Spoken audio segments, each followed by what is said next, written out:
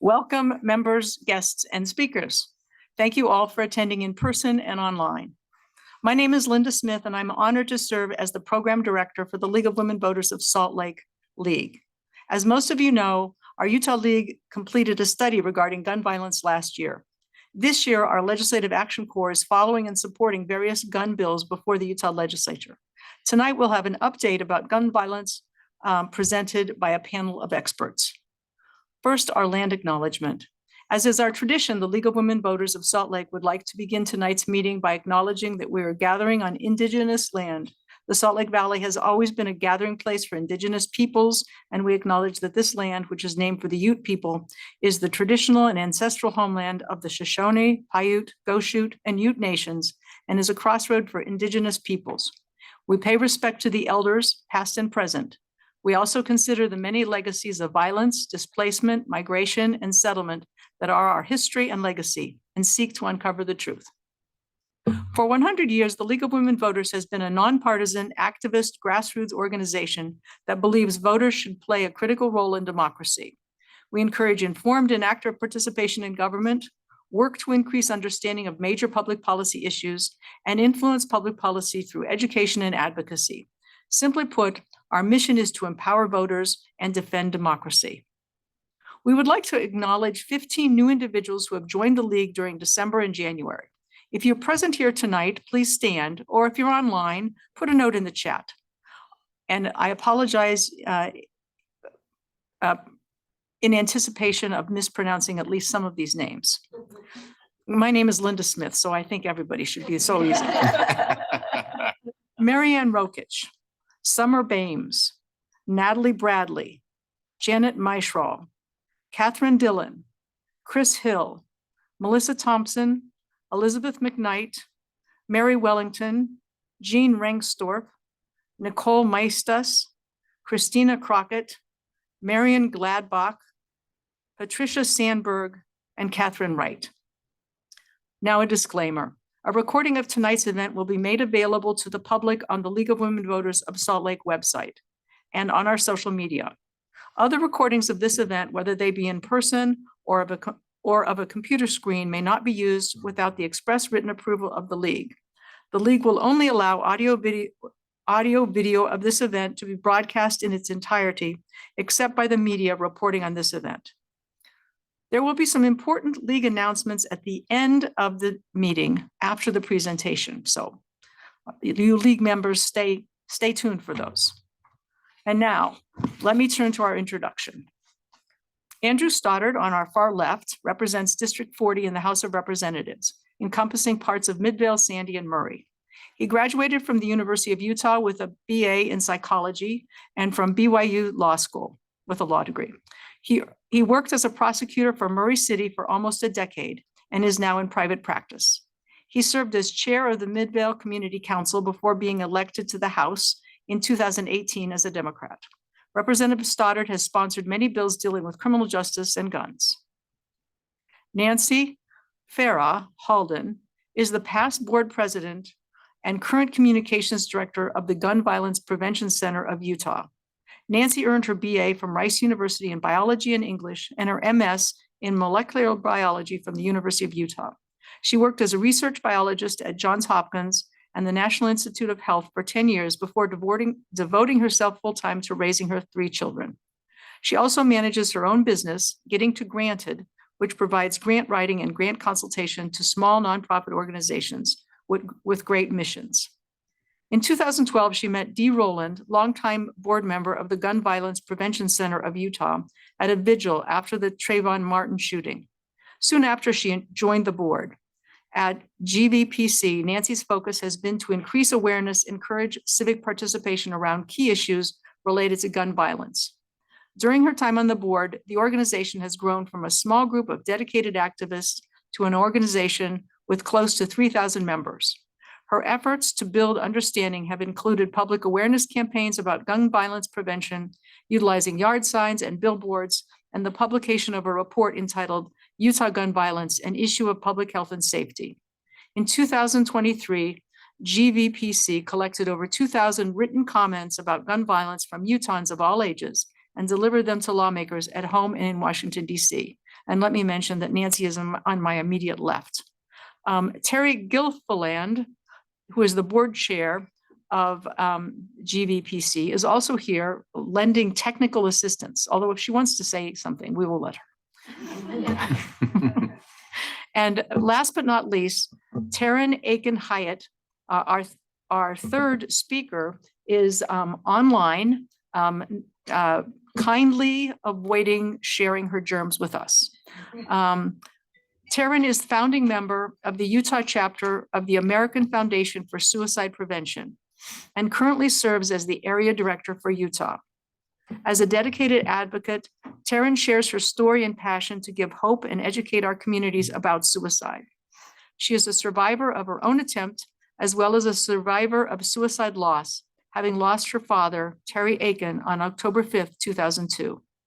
Taryn is a certified Safe Talk, TALK, QPR, and mental health first aid trainer, facilitating hundreds of seminars to many different groups.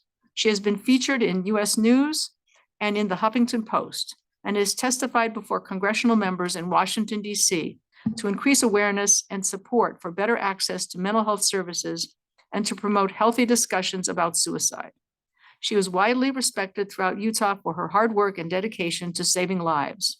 She is currently enrolled in a master's degree program in social work at Utah Valley University and will graduate in May 2024. Okay, we're giving applause before the graduation. And at this point, I've finished with my 2 pages of script and want to turn to our expert panelists, and we'll start with Representative Stoddard. Thank you for having me, and thank you for all the work that you do. I recognize a lot of the faces here, people who show up consistently and are just good, helpful, trustworthy voices up on the Hill. So thank you. Are we doing questions after? Yes, we're doing questions. I don't want to throw off the vibe by saying, answer them for now. Questions now. Yeah. No, everyone will give a brief presentation, 10 to 20 minutes, and then we'll have time for questions, first amongst the panelists and myself, and then from the audience. Perfect. Okay. I didn't want to say, ask any questions you want. Well, when that's not the format. So I wanted to talk about 2 gun bills I ran this year. I have been in the legislature. This is my 6th session. I've run gun bills every session. Some failed very obviously and quickly, and some made it through.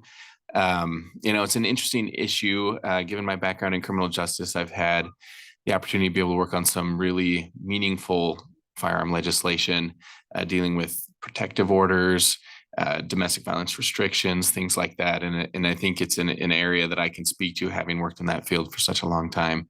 But I found that it really is the tiniest of baby steps that we have to take to be able to get things through. I had a bill this year that was dealing with gun trafficking. And so the way it works is we ask our attorneys to draft up a bill, and then another attorney comes in and puts the title. So this was trafficking, looking at drug and gun traffickers. And then the title of the bill was firearm modifications, which as a Democrat is about the worst thing that could possibly happen. So, we have that extra layer of scrutiny. And so it thankfully got that changed in a substitute. It's now drug trafficking penalties.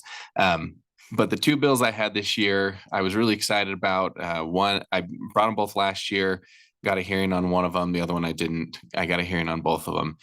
So over the past few years, what they've done with all the firearm bills in the legislature is they will take them, they will batch them. And they've done this with bills where there's a lot of similar area. So they batched all the bills dealing with AI this year, with Medicaid, things like that. So all the firearm bills usually get grouped together and go to our law enforcement committee. So that's what I was expecting. And then I heard from the House Rules Chair, hey, we're going to group these together. We're going to batch them, and we're sending them to public utilities, which, I guess good, because we could get to it sooner, because they didn't have as much shocking. Public utilities is not a hot committee.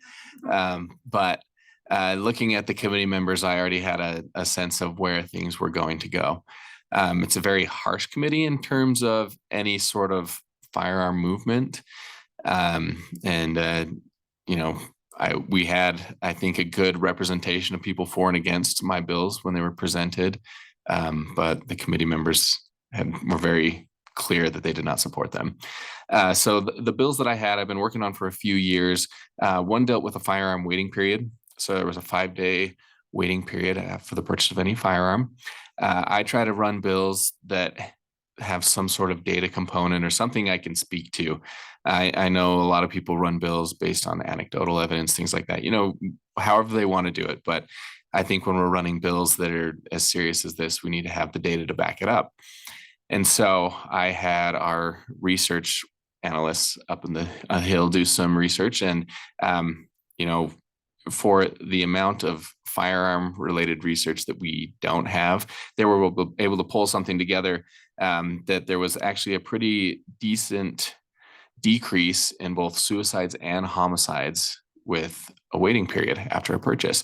And one of the ways they found this was Wisconsin had a 48-hour waiting period in place, and then it went away. And they found that the suicides and homicides went up after that. And they were able to correlate that with other studies in different places that had these waiting periods. And so I spoke to that a lot in the committee. It didn't seem to sway anyone. I'm sure there were some of you who listened to it or were there, but there were lots of comments of, oh, we're concerned about this, but we don't want to infringe on people's rights. As a pretentious attorney, I get really annoyed when people bring up Supreme Court case law without having any concept of what it actually means. So thankfully, Linda was there to explain to some of the committee members what these Supreme Court cases they were talking about actually mean. But they didn't buy it. Yeah, no, they didn't. And they should have, because it was an accurate representation of the case law. But I'm used to these same talking points because they're the same ones that get used regardless of what the firearm bill does. The other bill I had was a safe storage bill, and it's a bill that I ran last year as well. Started out with a bill that if the firearm got into someone's hands that was a restricted person based on at risk, actually firearm restricted because of felon status, or a minor, that there were criminal penalties. And that was, too hard for some gun owners. So we changed it to civil penalties. There was a penalty if it was just in possession of a restricted person, and then there was a higher penalty if it was used to cause some sort of injury. I know we as a legislature talk a lot about the carrot and stick approach, and we're really big on the carrot approach. And, I've been there a few years, and we've done incentives. We've given out free trigger locks. We've tried really hard to get people to do this, but we're still having issues where kids are getting firearms, and this is illegal and should not be happening. And so I think we've safely moved into the stick territory, but I'm not convinced enough people that we're there. So there was another bill this year that is not being aggressively pursued by Senator Weiler that is also a safe storage bill. It's a little bit tighter. It talks about having to have like a bullet in the chamber and cocked and ready to shoot. So it's an issue I plan to keep working on. I got a little frustrated and stern with the committee afterwards and said, I've been here for 6 years. In 6 years, I've been trying to work on this issue, and I have yet to have anybody involved with gun rights groups or pro Second Amendment groups come and say, hey, let's work on something together. This is an issue we need to work on. And it's really frustrating to hear them sit and say, we are very concerned about suicides and we're concerned about homicides, but not actually do anything.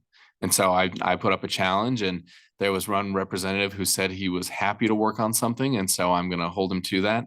But I think this bill that's not being used at the moment, I'm hoping we can take that language and tweak it into something good and bring it back for next year. Okay. Did you want to talk about anybody else's bills that dealt with guns? I am happy to. Yeah, there's not enough of them. So yeah, we actually have a few different bills that were received broad support, including from gun rights groups. There was one from Brian King that deals with data collection and involves BCI and where these firearms are purchased from and when they're used in any sort of crime. And that was a bill that's had great support, has actually had Clark Aposhen work on it, got an okay from everyone, and didn't pass out of committee, but thankfully they were able to bring it back and get it through. And so hopefully we can get it off the floor and get some progress on it, because that's really what we need to do, is to get the data to back it up, because at some point we're going to have just so much data that they're not going to be able to ignore it. Representative Hayes had another bill today that had support from gun rights groups as well. And because one person left the committee because they had to present in another committee, it was held on a 5-5 vote. So trying to see if we can bring that one back and get it through. Like I said, baby steps, but hopefully we'll get there. That was also a data collection Mhm. one. The 3 Republicans voted for it, along with the 2 Democrats. And the police, all the law enforcement agencies supported it, and the data was going to be collected by CCJJ, and they supported it. So there was nobody that spoke against it. And nobody that voted against it said why. CCJJ. Commission on Who was- Criminal and Juvenile Justice. Yeah, and I think that's the frustration. A lot of it is we have these bills where it's either the same talking points saying, you know, this infringes on our rights, and don't you know what the Second Amendment means, and you know, how does this interact with Supreme Court case law, without really having to explain why they're voting it or why their understanding is that it's an infringement or anything like that, or offering no explanation at all. I think the explanation is, why don't they just do it without having a law? You know, if all the police agencies got together and sent their data to the CCJJ, then that would be great, and they wouldn't have to have a law. Of course, everyone said they would need to have some organization to coordinate it, to control the different software systems that the different agencies have, and the way they collected the data. So they called things the same way. This is data about where did guns come from that are used in crimes, and what happens to guns that the law enforcement people get a hold of. And all the information is in the police report, but it's not being collected in like a spreadsheet data. And that was all this was to do. But one of the opponents said, well, I just think if they want to do it, they can do it anyway. Maybe they will. Yeah. And we know that people love to do work that they're not supposed to do and don't have any way to do it. And yeah, so. Don't have any guidelines. Yeah. Okay, well, thank you very much for your presentation and for fighting the good fight. Oh my, we're gonna get Oh, applause. All Thank right. you. And now we're gonna have a PowerPoint presentation. We think. We've got an IT professional to make sure it happens, so.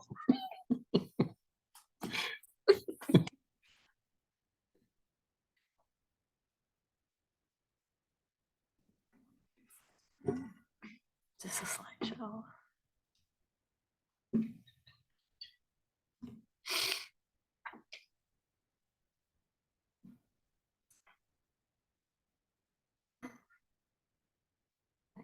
Make it bigger up there? You need to make this the screen now.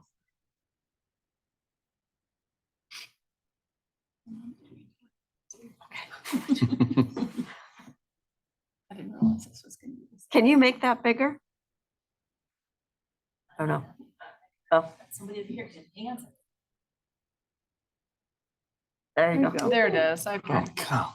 2 IT people. Yeah. We're set. How many IT people? Yeah. So I'm Nancy Halden. I'm the communications director for the Gun Violence Prevention Center of Utah. And a lot of people don't know about our organization. By show of hands, how many of you have heard of the Gun Violence Prevention Center of Utah? Okay, so that's pretty good. We're doing better. Okay, so very briefly, a little background. Our mission is to prevent the tragedy of gun violence through education and reasonable regulation of firearms. And in 2001, we became the Utah state affiliate of States United to Prevent Gun Violence. That's an organization, a national organization you may not have heard of. And what distinguishes that organization is that we are independent, state-led gun violence prevention. So all the other organizations, Brady, Giffords, Moms, all those are very top-down.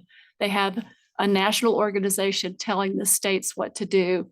Our national organization supports us at the state level, but they don't tell us what to do, because every state has different guns, different gun laws, different gun owning populations. So we get to decide what's the best thing to do here in Utah. And that gives us a lot of flexibility that other organizations don't have. In the last 10 years, GVPC has built a grassroots constituency. My thing said 3,000, but we're actually up to 4,000 members across the state. We mentor and partner with March for Our Lives and other advocacy groups here in Utah, like the Utah Domestic Violence Coalition, the League of Women Voters, PTA, Trauma and Injury Professionals, the Suicide Prevention folks, and NAMI, and local clergy. And we all work together because in Utah, we need every voice on gun violence, as Representative Stoddard has referenced. Although we are still an all-volunteer nonprofit, we are currently fundraising to hire a part-time executive director, primarily to be up at the legislature. We would love your support. So why we do what we do. On average, a Utahn is killed with a gun every 19 hours. Since 2009, Utah's rate of gun violence has been consistently higher than the US rate. And you can see in that chart, so Utah is the blue and the US is the gray. And you can see that in 2021, the US rate is higher, not because our rate went down, but because the national rate went up. Okay, so that line is our Utah rate going up. Okay, and it's not the numbers, because we know we have a growing population. It's the rate of gun violence in Utah is rising. And that's because we have so many guns and we have very poor gun laws. So this is, Giffords gives every state a grade. As you can see, Utah gets an F for our gun laws. And you can see that there is a correlation in that bottom chart that states with better gun laws have lower gun violence rates, and states with Fs have higher gun violence rates. So our problem is that we have lots of guns and we have bad gun laws here in Utah. This is my sheet of inconvenient truths about gun violence in Utah. In pro-family Utah, guns are the #1 killer of children. Okay, that's been true in Utah for quite some time. That's true nationally now too. In the US, guns are the #1 killer of our children. You are not safer with a gun in your home. I know people feel safer with a gun in their home, but the statistics do not bear that out. And in the last few years, with more and more people buying guns, especially during the pandemic, especially in Utah, we can see very clearly that the more guns we have, the more gun violence we have. In 2022, 456 Utahns lost their lives to gun violence. You often hear from the Second Amendment folks, what about, you're denying people Second Amendment rights with these laws. Ask yourself how many Utahns died that year because their Second Amendment rights were denied. And the answer is 0. And the last one, sadly, look the other way. As long as there is a Republican supermajority in Utah, our gun violence rates will continue to rise. This has become I know this is a nonpartisan group, but this has become a purity test in the Republican Party. And they get rid of people. Representative Handy tried to run a good gun bill and got basically run out of office, and they do that time and time again. So I'm going to talk about what we can do, some things that we can do.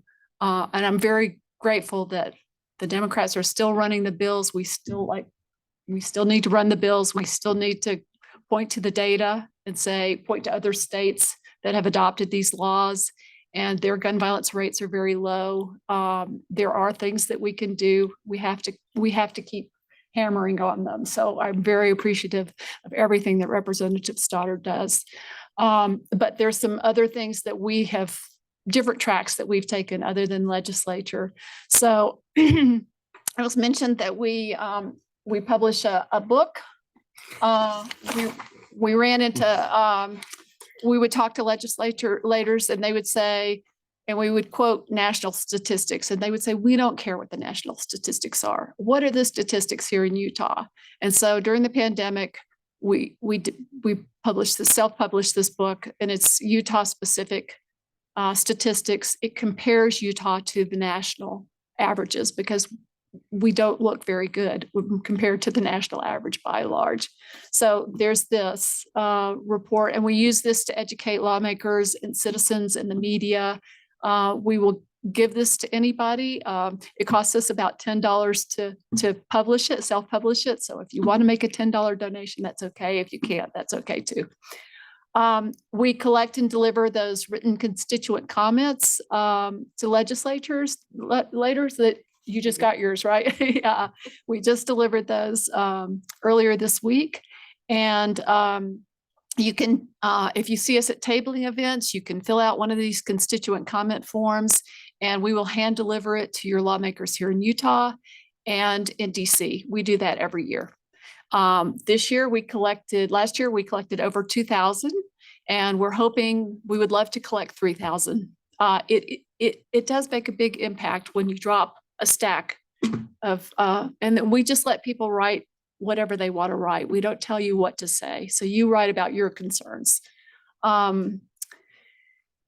Two things that we are very interested now that are not sort of non-legislative is we have started providing a disarming service in conjunction with raw tools for individuals who no longer want or need a gun and do not want it to fall into unsafe hands. And I'm going to talk about these last 2 points one by one. So, and then the other thing that we're doing is we're connecting local communities that are experiencing high levels of gun violence with education and funding for violence interruption programs. And we've seen a lot of communities have come to us in the last year or two and said, what's going on? The homicide rates during the pandemic went through the roof here. And we had trauma and injury people calling us and saying, what can we do? We need to get, we need to do something. And so this is something that we know at the national level is successful and something that we're working on. So this is our disarming service. Any gun owner, we do this Guns to Gardens event nationally. There's a Guns to Gardens event nationally in June, once a year. It's a big national event, and we do it in conjunction, and we do it through churches. So we move it around to different churches, and any gun owner who no longer wants or needs their gun can bring us their gun to this event. And what we will do is we will disarm that gun and to make sure that it doesn't fall into the wrong hands. And it's a national event held all over the US. It's going to be the second weekend in June. So it's going to be on June 8th. We just found out today. It's going to be at First Baptist Church in downtown Salt Lake City this year. Last year, we did it at the Methodist Church in Mill Creek. But very important, we offer this service year round.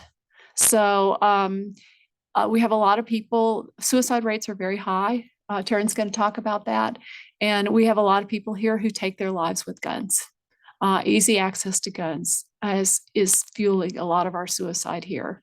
And a lot of those people do not want to go to a very public event. And so they come to us and say, we don't want this gun anymore. And we don't want any more harm to come from it.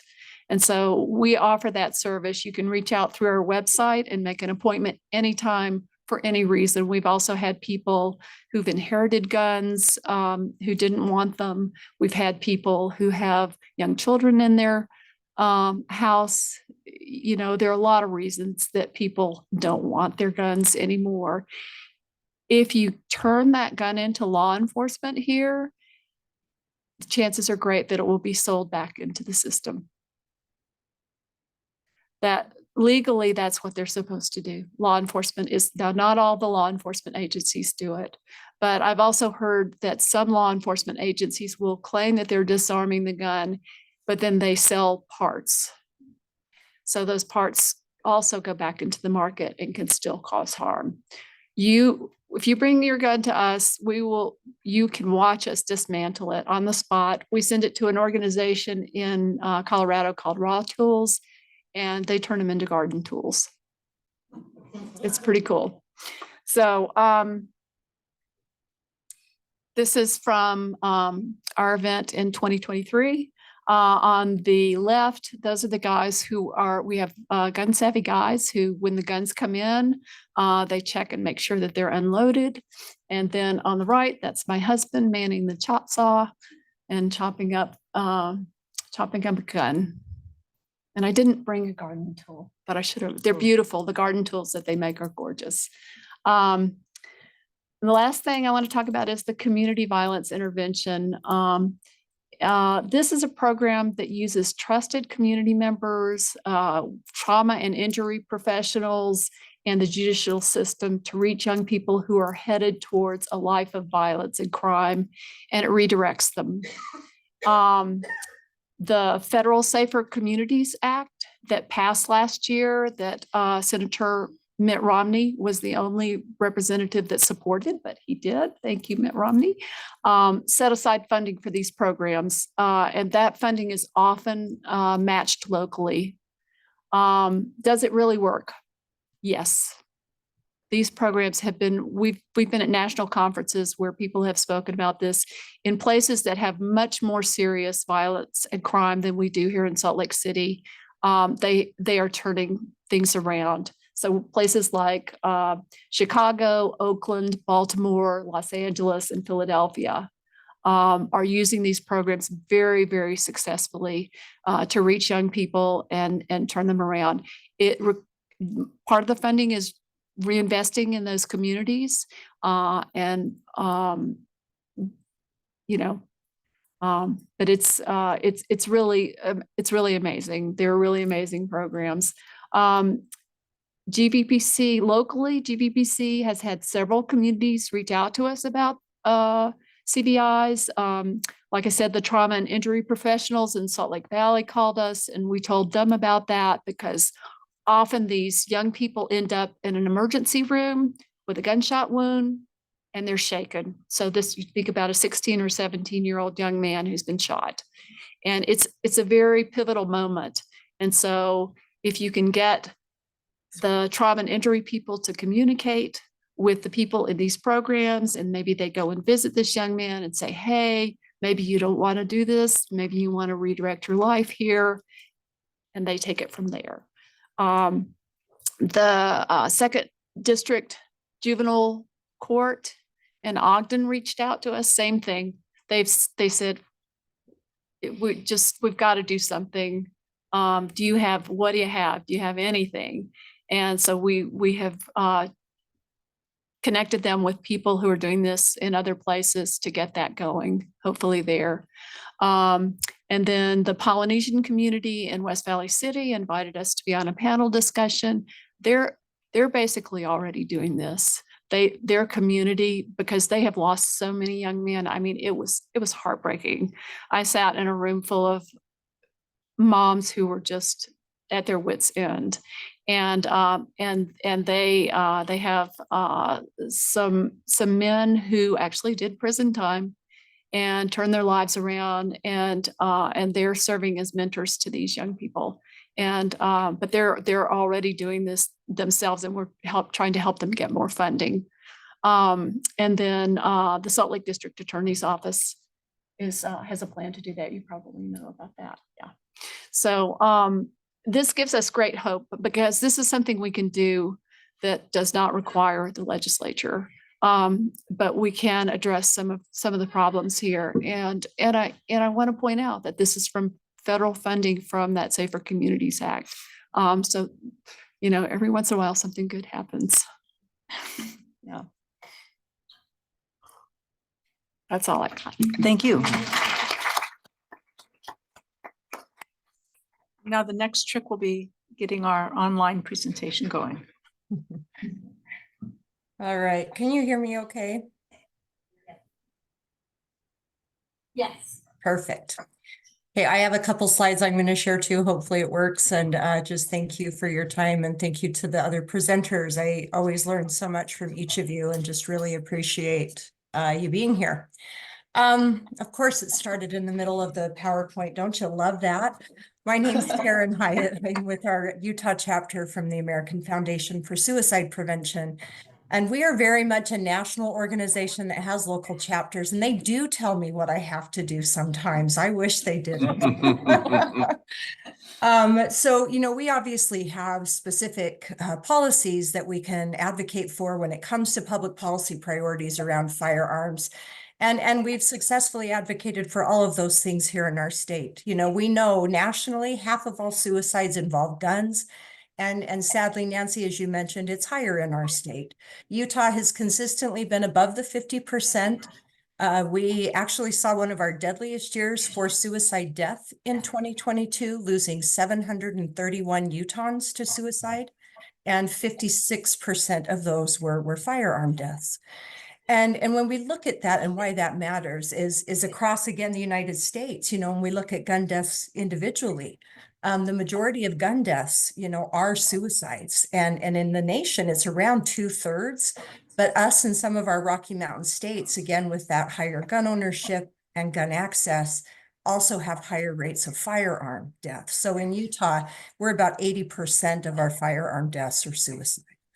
And we've been up at the legislature for years talking to folks about this issue. And, you know, something I'll just mention in that effort to educate, you know, as we've said, you know, this is something that we've tried to do all the things like Representative Stoddard mentioned, right? We're trying to incentivize. We've created programs. We've got training. We created videos. We worked with Clark from the National Shooting Sports Council, you know, or excuse me, Utah Shooting Sports Council here in our state, to create, you know, messaging that could get out to parents. In our concealed carry permit classes, there was a 5-minute video.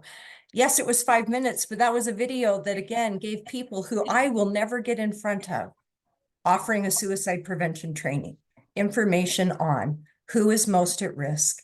And we know that the person most at risk, you know, is somebody within the home to have that firearm used on them, especially when they're in a mental health or suicidal crisis.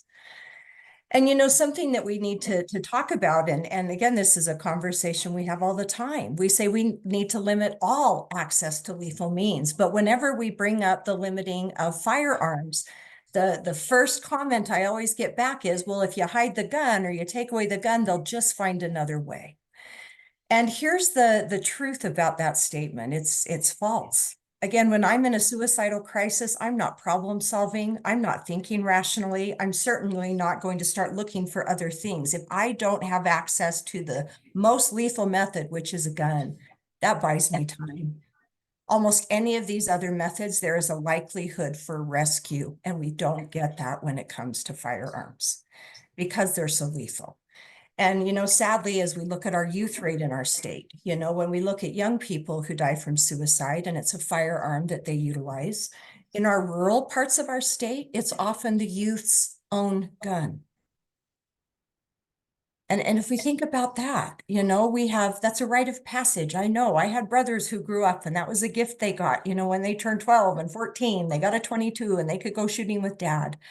But we've tried to implement all these strategies of locking them up, limiting them, and removing them. We've given away safe rebates. We've given out gun locks. Every library has gun locks. BCI, I've been to their storage room where they keep all the gun locks, you guys. They have thousands upon thousands. But we still are having access to firearms in places that it just isn't working. And, you know, we also worked with Representative Handy 2 years in a row because we knew that an ERPO, so those extreme risk protection order, really was the next step, because like you mentioned, Representative Stoddard, we've tried all the other things. If we're not going to come together on universal background checks, if we can't come together on even just that waiting period, I received a phone call from a grandma a couple months back who called me on a weekend and said, I need help. We're trying to find my grandson. He's missing. We think he's in trouble, and we're worried. Well, when the police finally found his car, in his car was a freshly purchased firearm. And sadly, they did not find that young man alive. And again, had something as simple as a waiting period, right? Something as simple as a time delay could have saved him and could have given him another opportunity. And so, yes, we've had to work with the, easier ones. I won't say any firearm legislation is easy, because it's not. But, doing the voluntary no buy lists, that passed last year, House Bill 300. But we had to go back and revamp it because it wasn't being utilized. We work really closely with Intermountain Healthcare. And something I love that Intermountain Healthcare has done is they've actually created a training. It's called CALM, CALM. And it's counseling on access to lethal means. And this is something that all of their providers are trained in, because again, we know the first place people show up when they're mentally struggling is usually an emergency department or a primary care doctor's office, to give them the training to be able to ask, do you have firearms in the home? What can we do to limit access to those while you're struggling? How can we help keep you safe? And what we also learned, though, is that great as that no buy list is, right? People didn't know about it. So Intermountain took it one step further and worked with their clinicians to train them when they're doing a safety plan. So safety plans are these crisis response plans we create when a person is struggling. I'm a big believer we don't wait till you're in crisis to create it. We should be creating them long before we get to that moment, because we need to know what we're going to do when our brain gets sick and when we get into that space. But during that process with their patients and folks that they're seeing, they're saying, hey, did you know that there's this list that we can temporarily put your name on? You won't be able to buy a firearm. And then again, when you're feeling better and you're doing better, we can go to the process of removing your name. And so that can be a helpful tool. Community storage, we would love to see more of that. There's a coffee shop up in Logan that allows people to bring in their firearms. They have a big safe in the back, and again, they can store them there if they're in a moment of crisis. Colorado and Minnesota and other states have created what they call firearm storage maps. These are maps that they display on their websites of different places where folks can take their firearms to store them safely if they need to temporarily remove them. Something that we've heard for years, and I know Representative Stoddard, you have too. Well, we have a safe harbor law. We already have something on the books. Again, it's just not being utilized. And I'm sure there's even some fear amongst, any gun owning person to take your firearm to law enforcement and then wonder what that process is to get it back. And I had a dear friend that I worked with who also lost a child to suicide, who said, in my home, there are so many firearms that if a person was in crisis, there's no way, number one, I'm going to get him to surrender any of those. And number two, there's no way I could get every one of them out of my home. That's why an ERPO could be such a beneficial tool. But sadly, when we brought that forth, remember, it didn't even make it out of rules. It didn't get to have a hearing. Representative Handy was receiving death threats. And that's just not okay, and so we have done what you're doing and what I watch Representative Stoddard do all the time is, trying to come across the aisle. These should be issues that we all can work on together. We have to find those partners willing to do that. So we actually have a firearm work group in our state as part of our state suicide prevention coalition with folks from BCI, Intermountain, University of Utah, other just folks who are interested in this issue. Clark Potion joins that because we said we need to come up with some common sense solutions because all of us care about preventing gun violence and preventing especially gun suicide. What more can we be doing? And while I wish that group would take a more aggressive stance, I recognize there's hesitation. We've even gone back and forth about implementing Representative Stoddard, like the law that you ran initially. Do we need to get to that point where it is a criminal offense, you know, or a civil offense, to be negligent. Because if your firearm is being used to harm somebody, you know, who takes responsibility? We've done all the incentivizing I think we can do. I don't know what more we do. But I do think it's time that we need to have some really honest discussions about some of that. We've always stayed kind of away from those because, like we've talked tonight, you know, often families who have a young person die from suicide, it's the parent's firearm. And majority of the time they're unsecured and not locked up. So we get that just adds, you know, insult to injury. But again, I honestly, I'm throwing my hands up. I'm at a loss. I don't know what more we do. I've been doing this for 20 years and I don't know how much more my little heart can take, to be honest with you. I'm so tired of watching people die. And I know that there's more that we can do as a state. I know there's more that we can do as a legislature. And again, it starts with education, but we also have to get people to come and want to learn. So, you know, there's ways that you can get engaged in our work as well. We do an advocacy day every year. We were on the Hill yesterday. I think that's why I'm sick. So I didn't want to bring you my germs. But something I want to touch on just quickly before I shut up is, you know, we talk all the time about these resources that exist and where people can get help.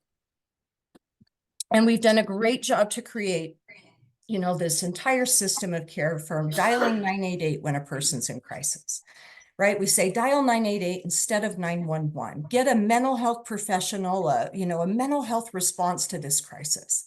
Because I'm sure you've all heard the stories too. We have them in our state as well, where there's been a suicide by cop because somebody has called 911, law enforcement shows up. Again, they don't always have the training and skill to be able to de-escalate situations, and they can turn lethal very quickly.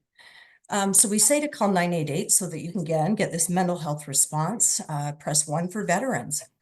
But sadly, 988 has also become this kind of politicized tool now where folks are saying, no, they're just going to send the cops. They're just going to arrest you. You're just going to get in trouble. We've worked really hard to try to not have that be the case. Now, absolutely, if a firearm is present, we always encourage 911 because we want to try to get that person immediate help. Our veterans in the state of Utah account for 12% of our suicides, you guys. And you know, like I do, I have veteran brothers. I love these men. I've watched what they've done and the service they've given, but they've come back with some pretty significant trauma. They're not about to give up their firearms. So we've had to have some really creative discussions as a family about what we can do to keep them safe in those times. So again, we're all ears. If you're interested in learning more, not just about AFSP, but the work that's being done in the state by our Suicide Prevention Coalition and Firearm Work Group, you're welcome to get in touch with me. Linda has my contact information, but I just want to say a quick just thank you to all of you. I wish more people got engaged in our process. I wish more people came to your town halls and to committee hearings and not just the same 5. Maybe you guys know who they are. I do. Just kidding, but I'm not really.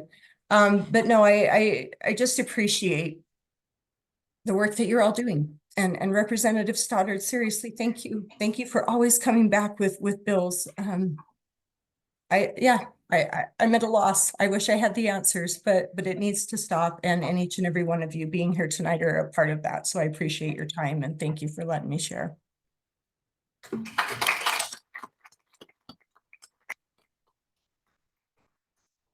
Thank you very much. I'm going to take a few seconds to try to follow up with the different speakers on questions that occurred to me. One was, there's been mention of we've tried the carrots, we've tried public education or voluntary no-buy lists. Can any of you tell me a little bit more about what we've tried? And people say these laws are not utilized. I assume they're not utilized by the people that are allowed to turn in their guns as opposed to forced to turn in their guns. Would any of you like to just explain a little bit more about what we've tried that isn't being utilized? And is there more along that line that could be done, or is that just forget it? I mean, I could just jump in fast and then Terry, feel free, sorry. I think the underutilization comes from people just not knowing that it exists, right? That's a big part of it. The only other thing I know, at least in the world of suicide prevention with firearms, it's just a tough conversation to have. Every suicide prevention class I teach should be packed, and it's not. And I just think we're still in that space of it wouldn't happen to me, not my family, not my kid, until it does. So we're still dealing with some of that. And sadly, we continue to go backwards right now. I don't know why. I felt like we were making headway on the stigma.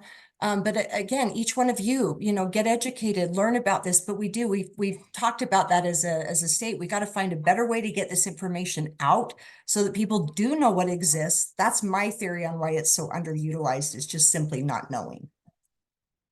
And Well, and we like to say that we call these suggestion bills. And I think that part of the reason they are willing to pass suggestion bills is then they can say they did something.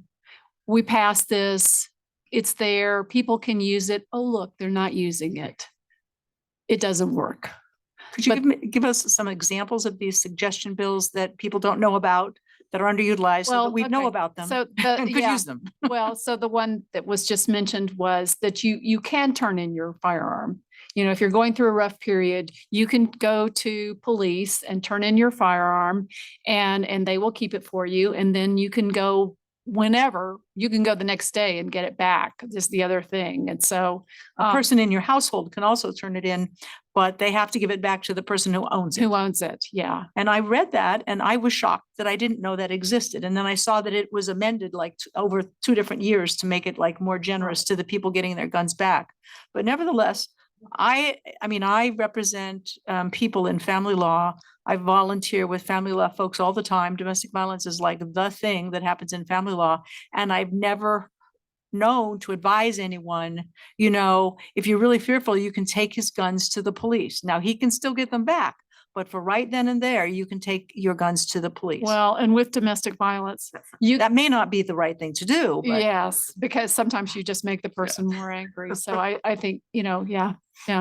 but with a child that might be suicidal, Yeah, no, the thing that makes me dubious that there was good intent behind this is if you were really going to do this, the way to do it is to collect data and see how much it's being used. right? And the fact that there is no data piece on any of these suggestion bills says to me, they're just trying to look like they're doing something without really doing something. So why not pursue a major funding piece to get this out as a major public, you guys did this. It was like your idea about the way to solve the problem. Let's put a lot of money into advertising and study the effect, because that was very effective with smoking. Yeah. That's been very But- effective with some other behavioral things that have been tried. Yeah. Right. I feel like if these were serious bills that, it's fine to try something, but there needs to be data collection and there needs to be a huge public awareness Yeah, campaign. well, around that's the next bill, you pass this, so nobody knows about it. Let's put a few $1 million into the public health department notifying people about it. And let's get some researchers as part of CCJJ that they do research to study whether it's effective or not. Or we could just have a waiting period. So they can have an option, something expensive or something cheap.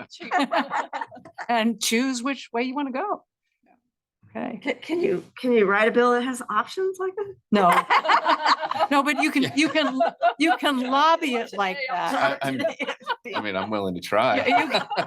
You can lobby it like that. You can, and I wanted to ask you a short, easy follow-up question. You mentioned this booklet that is $10. Is it available online? It is available for free online on our website, Okay, gbpc.org. okay. I have a couple other questions, but maybe you folks would like to ask one another questions or follow-up comments. Taryn, did you want to? I guess I would always like to know, is there appetite, will there ever be appetite for a Republican to run an ERPO again? Or are we just out of luck?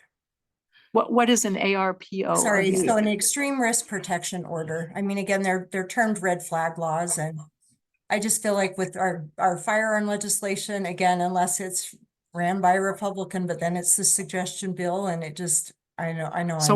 So what happened with the ARPO law? The ERPO never went anywhere. It wouldn't even make it out of rules. It sat in rules 2 sessions in a row. Yeah, and I spoke to Todd Weiler, and he said that he actually tried, he went to the Shooting Sports Council and the NRA and said, you tell me how to write this bill. I will write it exactly the way you want it. And he did, and they squashed it. They said no. So, yeah, so I think, it's dead in the water. Yeah, I mean, unfortunately, I think there's going to have to be some sort of tragedy or something to tie it to Yeah. that's going to motivate some action. We've got, and it's till it becomes personal to a legislator. Tinderbox. Yeah, Yeah. but it's we've got some good Republicans doing some things. Paul Cutler ran a bill last year dealing with firearms and domestic violence. Great bill. He worked really hard on. So we've got people who have the appetite. It's just the body as a whole. So let me ask you my question, and then we'll turn it over to the audience.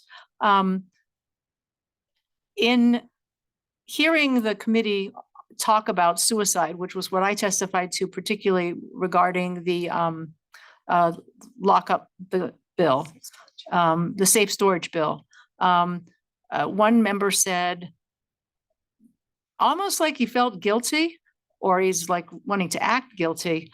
I want you people to understand that we really do care. And then another member said, I just don't want some single woman who's got her handgun in her apartment that nobody else lives in to be violating the law when she needs the gun to protect herself. And it occurred to me when he was saying that, but I'd like to find an answer to this. He almost sounded sincere, like he's the one you're going to follow up with, right? Sounded sincere. And it occurred to me, what we're really concerned about is kids more than people that want to own guns and they might kill themselves unwisely. But kids are the most serious problem. They're the ones that are committing suicide at the high rates. They're the ones that are getting their parents' guns and maybe shooting a friend. This little boy in Tooele that was 9 that shot a relative who's 32 and killed him, shot him in the head. This ruined his life. And I mean, it's going to ruin the 9-year-old's life forever, as well as killed this relative. Maybe we should, why not approach it from a child neglect perspective? Why not write into the statutes that call DCFS in to intervene in the families? That is a definition of child neglect, to have a gun in the home that is loaded and not locked up. Don't make it a criminal penalty. Don't make it a civil penalty. Make it a public health, social service endeavor to get people, and then a hefty amount of money to advertise that that's what all the gun training programs say. The most important thing you can do to protect yourself from harm or suicide or theft, where you get the guns into the hands of criminals, is to lock up guns. What about that? Does anybody tried anything like that? Call me in April. We can open bill files in May. You mentioned, Nancy, you mentioned something that another state had done similar. Other states. Foster. Oh, Foster, oh. yeah. I just mentioned that in Utah, it's required that foster care homes lock their guns. So only in foster care homes are you required to lock up your guns. So it's good enough for foster care kids, but not for the rest of our kids. She thought that was because we valued foster care kids more than our own kids. And I told her, no, it was because the state did not want to be sued Yeah. for Which makes the sense. foster care children being injured. But But I think it's a good point. Why do we care less about protecting the children being raised by their families than we care about the children that have been put into foster care? Well, and this is an interesting issue.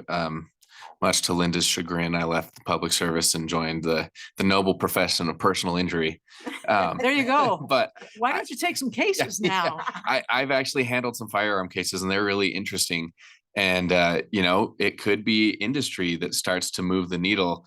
If there's enough cases that are brought, And the homeowners policies have to start asking questions about, how many firearms do you have? How are they stored? So Yeah.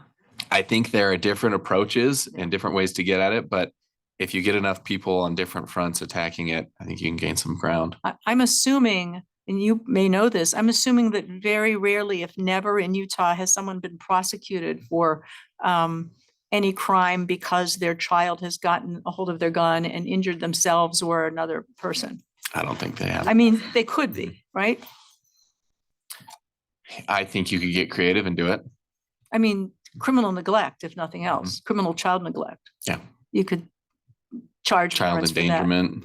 Yeah, There's a few different routes. but people shy away from that. And I personally think that's bad public policy because it's not effective in deterrence. Mhm. Publicity would be more effective in deterrence than prosecuting one, sorry family that's grieving. But personal injury suits, when the person that's injured isn't your own child, my child got injured at a neighbor's house because the gun was not locked up. I don't want to, impoverish the neighbor, but the neighbor's got an umbrella policy.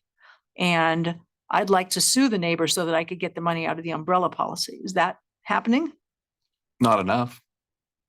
And I never see those cases in the newspaper. One of the things that's being talked about, and I don't have good feelings about it, is that requiring all gun owners to have insurance. And so if harm comes from it'd be like no fault Like auto insurance. auto Mhm. insurance. And I think that's a bad idea. I don't feel good about that. We're struggling with the fact that the state of Utah is consistently allowing firearm owners to be irresponsible. They're allowing people who get caught in TSA to get their firearms back. They're allowing, Yeah, it's almost like they're encouraging. yeah. Let's take some questions from the audience. Please come forward to the microphones, either on the table by Shauna or on the table over there. Can we hit the buttons on those?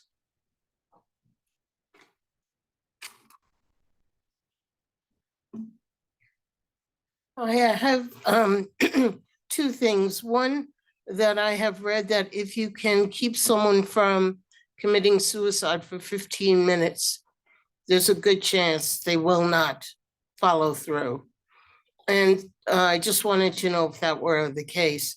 And also the Crumley recent conviction, how do you feel that will be affecting anything?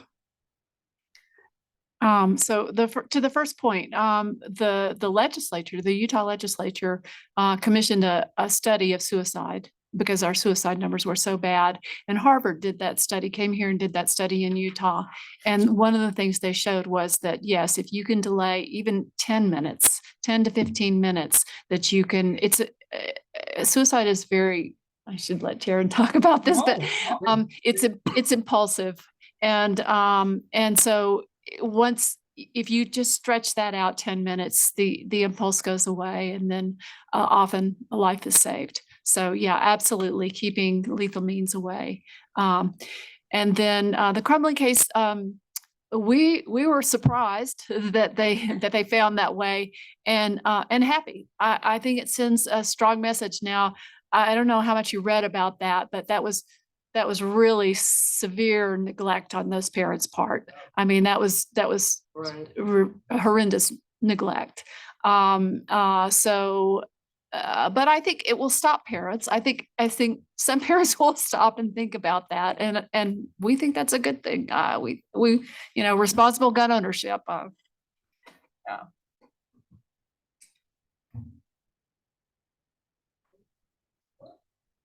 And Sean, you'll let us know if we have any typed in questions online from the chat.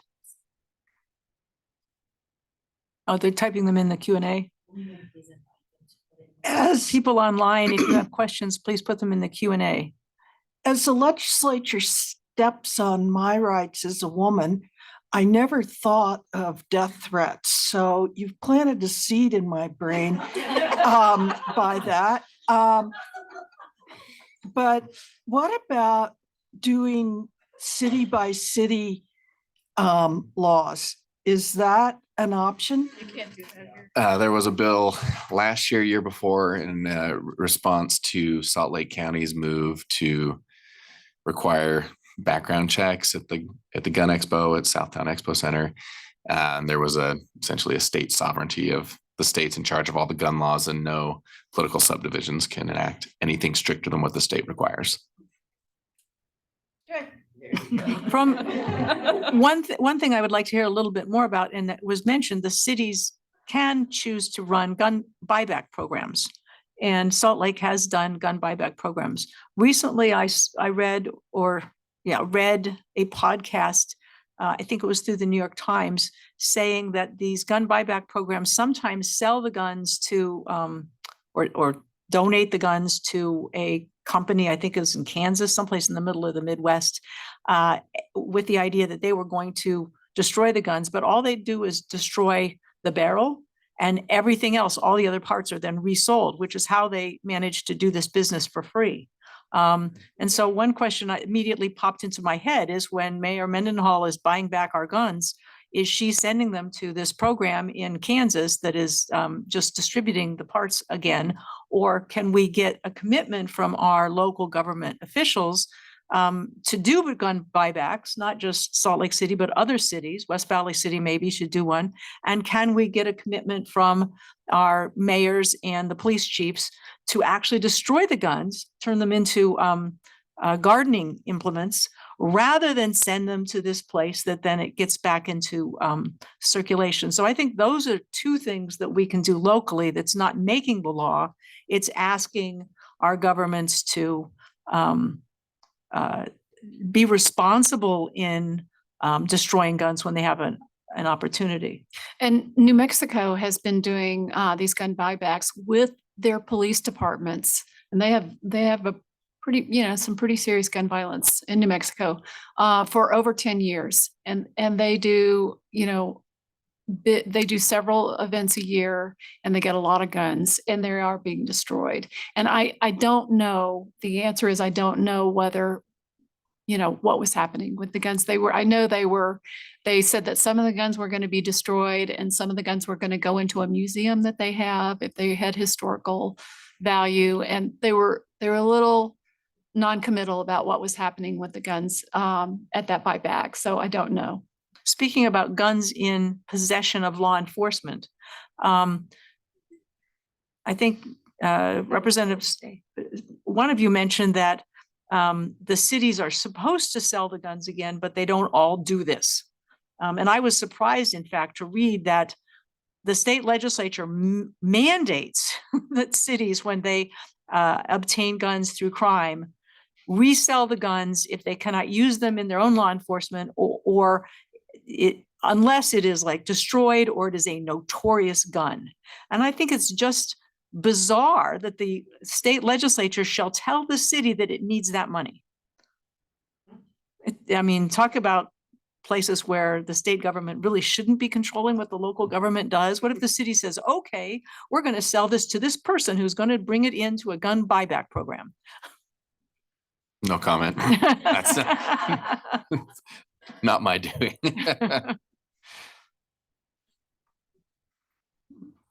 If they bring the guns to us, we will destroy it on the spot. So First of all, that's- thank you for that's all the the sure great way. information. Taryn, I'm Lori Jones. We met years ago when I was the head counselor for Canyons District. Linda, I'm thinking about what you said with education for children. I'm not sure, I've been retired. I'm not sure what we're doing on suicide prevention education with all the districts, but we had a big push a number of years ago. And I am thinking, if you're talking about gun buybacks, would it be possible to have a bill where the money, they bought the gun back, turned it into garden tools, and some of that money was used for education of children? And when we're doing that, we can't put any more on the counselors. They're totally burned out from everything they have to do already. And but maybe there could be some kind of group, and we start small with one school district that does education of parents. And you can get parents in if you provide food. really, you can get parents, and if you will provide pizza and hot dogs, and let people come in and eat along with brownies and cookies, and you can really get them in if you have babysitters on the side. So if a lot of the information you're talking about, I'm not totally new to suicide prevention, but many of the things you're talking about with gun information and the gun buyback is news to me. So as Taryn says, we don't really know about it, but it's the parents of young kids, and we'd have to pick a grade level where you did that education.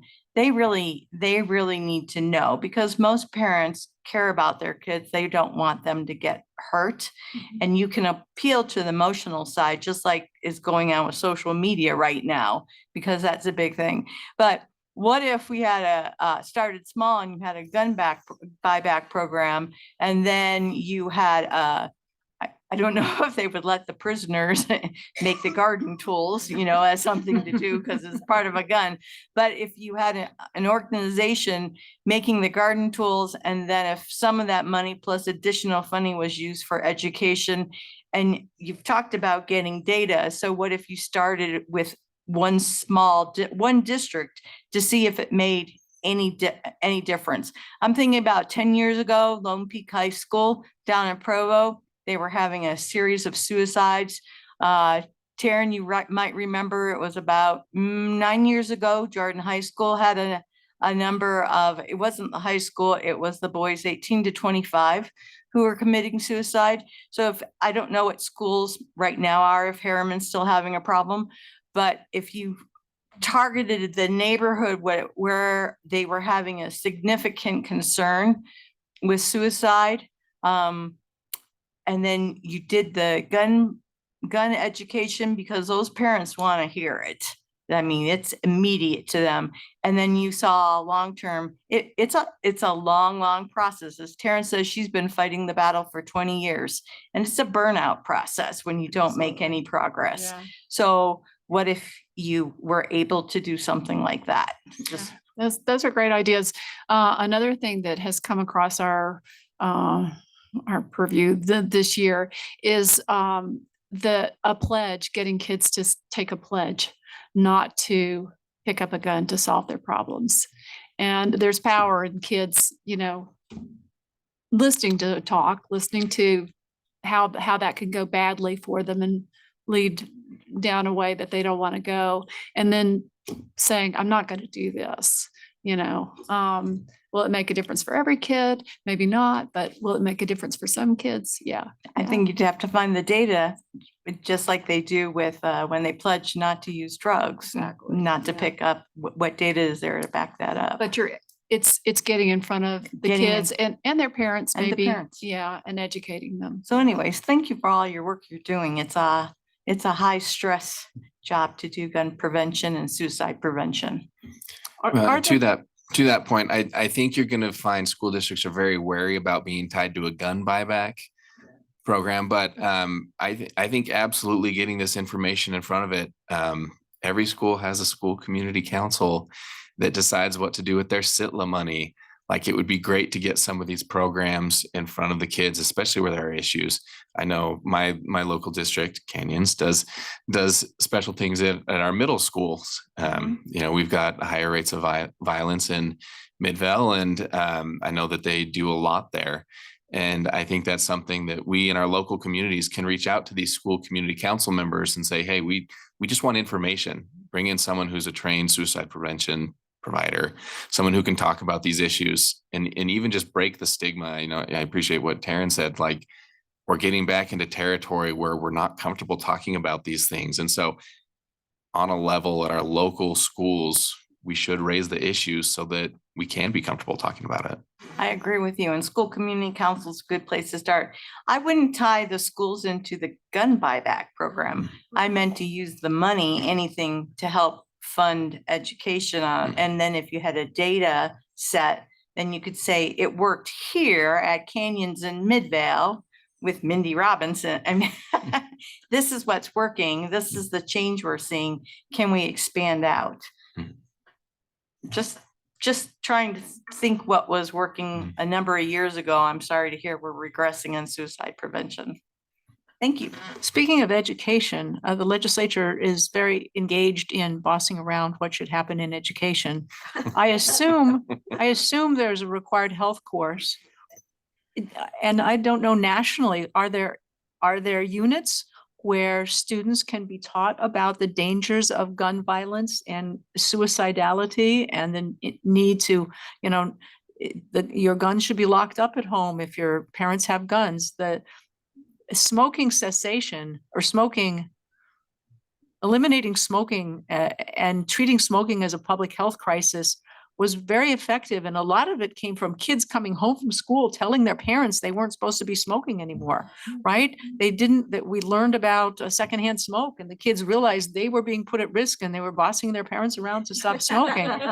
If we could get kids bossing their parents around to lock the guns up. Yeah. Are there?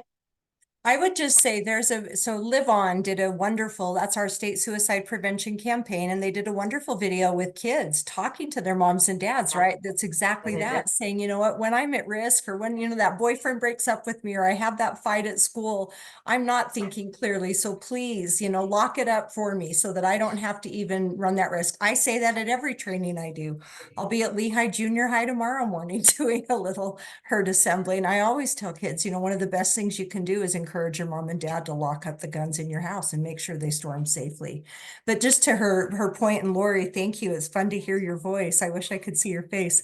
But we have these parent seminars, youth protection seminars. Those are part of the deal. In fact, Perucci's bill that she's spoken, I think it was the Senate Education Committee today, is offering those virtually so that they can hopefully meet more parents. But I think gun violence is a great topic that needs to be discussed that we maybe haven't given as much attention to as we have things like suicide, substance use, and other things. But it is still a requirement. However, there is a certain parent group that really wants us not to be talking about a lot of things in schools, and mental health has come back on that chopping block too. Oh my God. And my 11-year-old this week accosted me very aggressively to only buy fair trade chocolate. I'm assuming because he saw some sort of video about it. So like kids listen and pay attention. And, as you mentioned with smoking, it works. Fair trade talk. Okay. Yes. One more question. Any more online questions? We have any? They're all just behaving themselves quietly, huh? My daughter only wants us to buy fair trade chocolate too. They're watching the same videos. It's a good class, but Yeah. So I feel like I've read that studies have shown the majority of US citizens are in favor of reasonable like red flag laws. That's true? That's true. Okay. And in Utah. And in And Utah. in Utah. So Yeah. I'm flabbergasted why our state and federal government won't pass that or address it. It's the super majority. But They don't The have. NRA owns But- them. Well, and stunning. And part of it's tied back to, like, if you look at just our fundamental political system where we've got this caucus convention system that amplifies extreme voices. I hear lots of people that are like, I like this bill, I want to support it, but I've got a far right opponent that It's is going to hammer me on primary this. me. And so I think we've got to get more people involved, get more people voting, get more people educated. Every day I drive into the Capitol and I see this Deseret News billboard that says educated voters are essential to a healthy democracy. Something like that. I may have made that up, but it's a good message nonetheless. But I really think that that's what it comes down to. Like, no one's going to recognize me when I walk around my neighborhood, my district. I have like 3 people that constantly text me about bills. That's it. Like I'm guessing that 90% of people who vote have no idea what their representatives or senators are doing. And so I think we've just got to get more people involved and more people knowing what's going on. Sorry, I didn't mean to cut you off. No. And people are shocked at how bad our gun laws there are here in Utah. People will say, well, what about this? And I'll say, do you know what the law is here in Utah? Like the law that the law enforcement has to resell the guns into the market. People don't know about that. I've had gun owners come up to me and not know that you don't need a permit anymore to conceal carry. People don't know. They don't know what's going on. So yeah, there's a lot of education, which is what the league does. Yes, thank you. Okay, no further comments. Well, I'll let each of our speakers do a brief wrap up. Do you want to start, Taryn? Sure. Again, thank you for just providing an opportunity to give information out. I would just remind folks that we all play a role, right? We all play a role in suicide prevention, and it just takes each one of us having those conversations, talking to the people we love, being willing to remove firearms or medications or other things out of the home if somebody is in crisis. And please know what resources are. 988, great number. Save it in your phone, 3 digits, easy to remember. You can call if you're in crisis. You can call if you just have questions. But just continue to show love and support for each other. The hardest thing for me this session has just been some of the bills that have sent a really negative message to people in our community. And I'm a feeler, so I cry every time, just go with it. I need our legislature to take accountability and pass laws that support people and not make people feel less than. So love on your people, and especially our LGBTQ and trans youth and adults in our community. So that's all I would say. Thank you. Okay, and I'm gonna just switch gears very briefly, but there's a really bad gun bill that's going into committee tomorrow. So I want to tell everybody very briefly about that. It's HB 119. And on the surface, it sort of looks like a good bill because we do arm teachers here in Utah. Did everybody know that? Yeah. And and that's already happened. And this bill talks about giving them a biometric safe, which if you're going to store your gun, that's the best way to store a gun. And it talks about training. And I agree, if you're arming teachers, it's good to have teachers that are trained.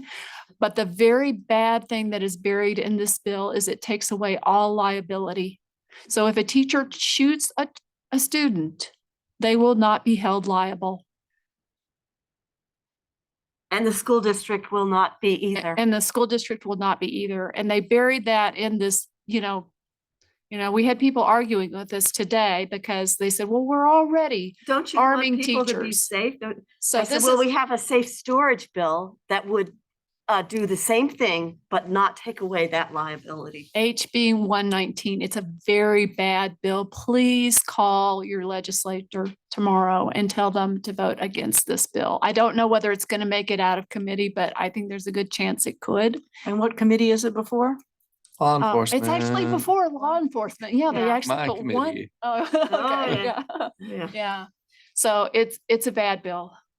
The one gun bill that went to the law enforcement committee. Yeah. Right. Yeah, and probably should have gone to the education committee. Go figure. Yeah. And voting is your superpower. So be sure to vote. Be sure to get everybody you know to go out and vote this year. Yeah, and like stumping on that, it is hugely helpful to find good candidates. And if you have an hour, go give an hour. If you have a couple hours, give a couple hours. If you have $10, whatever it is, like we need good candidates. I look at a lot of the good moderate Republicans that we've got up there, and they've got crazy challengers. You've got Ray Ward, who's constantly battling for his seat. You've got Doug Welton, people who are really good and are really willing to have the hard conversations and to buck their caucus. But like little things like that can really help a lot. Thank you everyone for being here. Like this, this says a lot and is very hopeful in a session that hasn't been very hopeful. This has been a really good night. So thank you for being here. Thank you for showing up. Keep showing up, keep testifying, keep talking to your neighbors, schools, whoever. Thank you very much.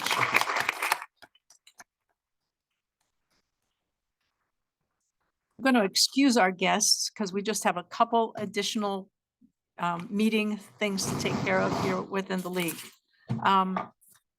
As you in the league know, we've been following some other bills this session, and particularly last year, the Salt Lake League voted to advocate against a quarry or a gravel pit in Parley's Canyon. Well, we've learned a lot about mining law this session because there are two bills that are thought to assist in developing a gravel pit in Parley's Canyon. One is Senate Bill 172, and the other is House Bill 502. House Bill 502 is going to be heard tomorrow at 4 o'clock by the House Natural Resources, Agriculture, and Environment Committee. And so now would be the time to email the members of that committee that you personally, as an individual, are opposed to House Bill 502. It's a bill that seeks to require all counties have a plan to create gravel pits within the county, and so that there should be enough aggregate to build roads and buildings. And that the plan must allow a gravel pit within 1,000 feet of any house and 500 feet of any interstate highway or railway. And you'll notice that that implements a gravel pit in Parley's Canyon quite nicely. But apparently they need gravel pits in a lot of other counties as well. So it takes a great deal of power away from the local government. And also it's got a fiscal note of $2.5 million to implement this bill by November, when they're supposed to have their gravel pit plans in place, and $7.5 million by 2025. Because the counties, in order to make their gravel pit planning, are going to have to hire experts to look at what land is out there with gravel on it and how far away it is from houses and where would be the best place to put gravel pits and how many gravel pits do we need over the next 20 years to create all of the construction we need to create in our county. And mind you, you can't rely on a county like over, the border. You got to do it in your own county. So that's what the bill says. It's terrible.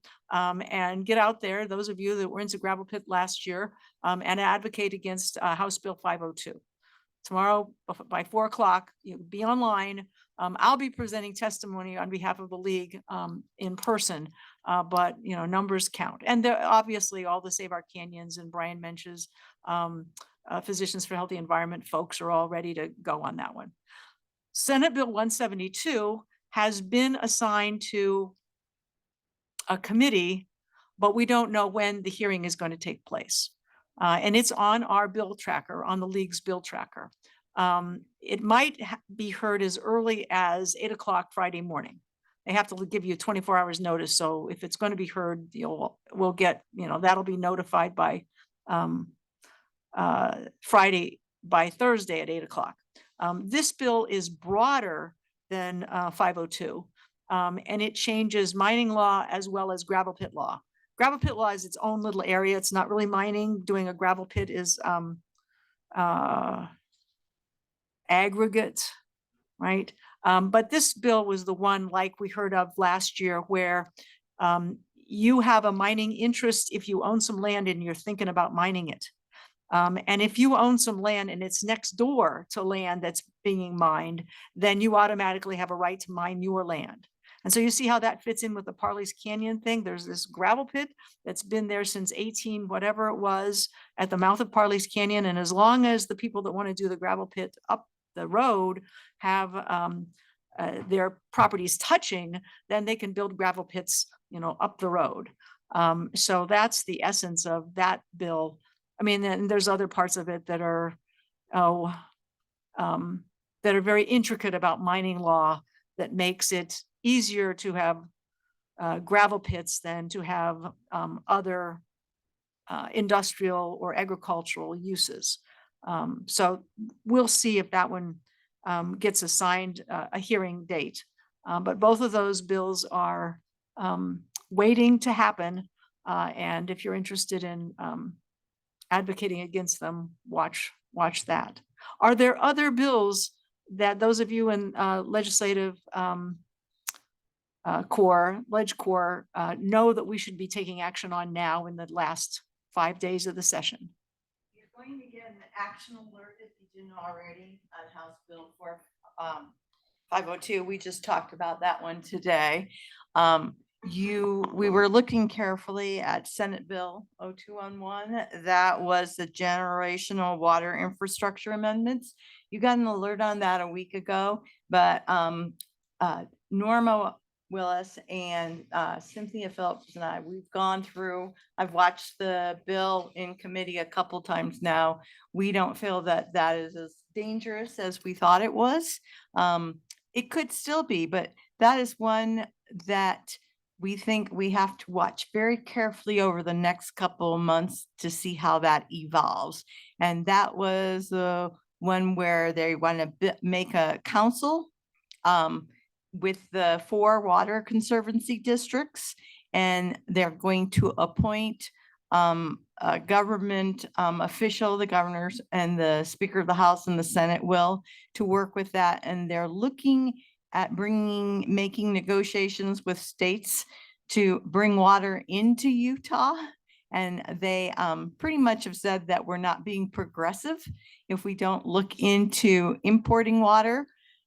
But for right now, they're not going to be building a pipeline as we thought, and the council has only advisory capacity. It doesn't have the ability to make any financial decisions without reporting back to the legislature and into the Natural Resources Interim Committee. So we figure we have time to see what their reports come out and stop them. So we were really worried about that bill a week ago, but they've since clarified and they cut some language out of it. So the big thing you're going to hear a lot about are all these bills that do not have any governmental transparency.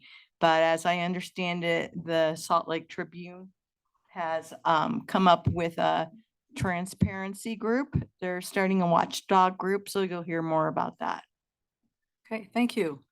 Is it HB 303? That's the education bill, but you guys haven't followed those, but it's an horrible bill about all the stuff that cannot be said in classrooms, and who's going to teach if that passes? I mean, I wouldn't want to teach be in our schools. Cynthia Phillips is following them, but honestly, there aren't enough of us following all the bills. No. So I mean, my husband's laughing, but I'm following a lot of natural resources and I have a little team and it's taking me 30 hours a week.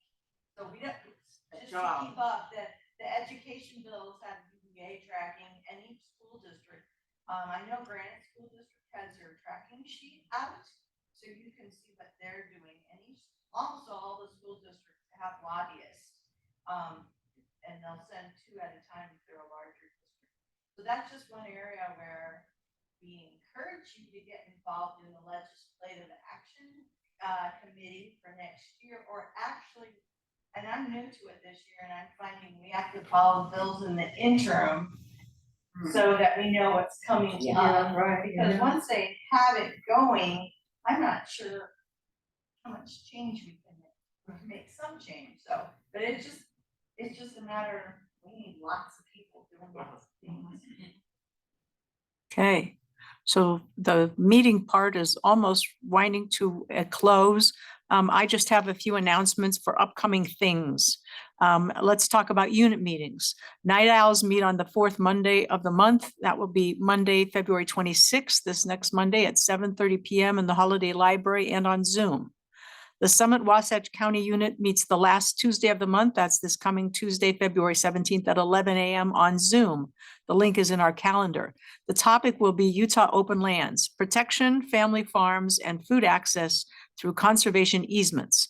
The speaker will be Wendy Fisher, the Executive Director of Utah Open Lands. The Nightingales meets the last Tuesday of the month, again, this upcoming Tuesday, February 27th at Judy Short's home at 7:30 p.m. for a deeper discussion related to this general meeting topic. So hopefully they'll come up with all the master plans we need to go forward with on gun laws. The Town Club is meeting the first Thursday of the month, which is March 1st at 11 o'clock in person at the Town Hall. The program is followed by an optional lunch. If you want to go, you need to be in touch with Kathy Bealey. And then finally, as is traditional, our March meeting is a legislative wrap-up meeting. We're focusing in conversation about whether we're going to have that on the scheduled March 20th day or whether we're going to have this at an earlier day in order to combine that with a meeting with the Utah League.